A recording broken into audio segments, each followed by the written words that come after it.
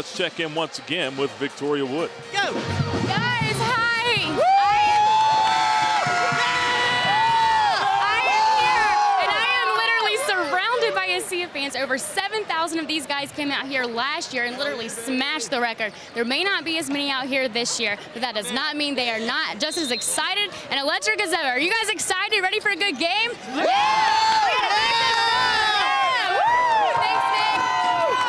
Somebody might want to go up there and carry Victoria out of that mosh pit. I don't know if she's going to make it. Right now, we want to welcome in our third member of the team, Victoria Wood. Hi, Victoria. Hi, Mike. Thanks so much. Well, the Hot Lady Flames taking on the not-so-hot Lady Bulldogs. But I'm not talking about looks here. I'm talking about record. Liberty's only dropped one game so far in the conference this season, and UNC Asheville, they've only won 2. But that's not the most impressive record coming from Liberty right now. They have an overall 49-8 winning record over UNC Asheville. I asked Coach Green, how do you feel like your team can keep from resting too much against a team that you've dominated for so long? And he said, the girls, they couldn't care less about a record. They go out there and they play no matter who their opponent is. The past, that's the past, whether we won, whether we lost. We just can't take a team too lightly. But keep in mind, Asheville beat Liberty a year ago, so even though the past is the past, that loss last year, that sticks out a lot more than those 49 wins.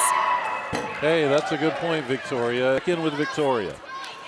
Thanks, Mike. Well, it's no surprise that Liberty's been struggling with turnovers tonight, and they've been struggling with that quite a lot recently. So Coach Green, he spent the last practice making them pay, running around the court, doing bear walks, crab walks. He called that process turning lemons to lemonade. So if they want to avoid that same fate, I think they need to figure out how to make some lemonade. I gotta ask, Mike, do you like lemonade?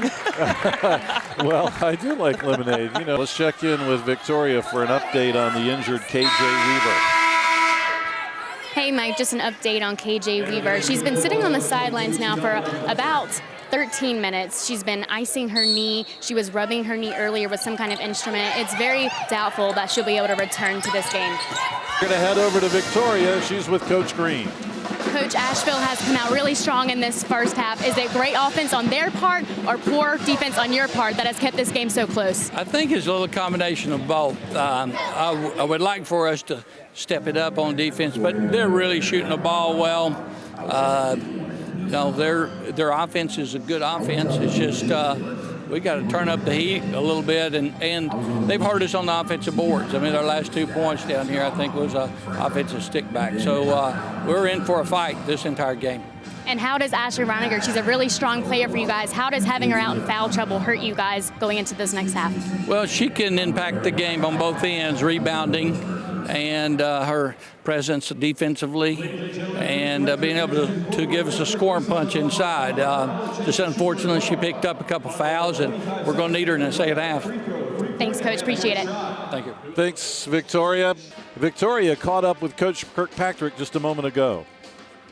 Coach, Liberty is ranked #1 in the Big South Conference. You guys have come out here unfazed. How were you able to keep up that level of offense in the first half? Well, you know, I think that we've been a work in process all season, so while to others it may seem a surprise, to us it's what we expected to do. You know, Liberty, like you said, is an awesome team. They have been every year. They deserve that 9-1 record. At the same time, I do feel like, you know, with our blend of young players and older experience, we've got the capability to challenge anyone in this conference. And how do you continue that play into the second half? Well, we've got to do a little bit better job of keeping them out of the paint. Obviously, Reiniger was on the bench with 2 early, and that was a factor. I think they've done a good job from the three-point line. We've got to defend that, and we've got to continue to be aggressive on offense. Well, thanks, Coach. Thank you. Hey, guys. Stats say that Ashley Reiniger plays her best against UNC Asheville. The past 3 times they played, she scored over 20 points. I asked her after practice on Sunday, what has to be working right for you to play her strongest?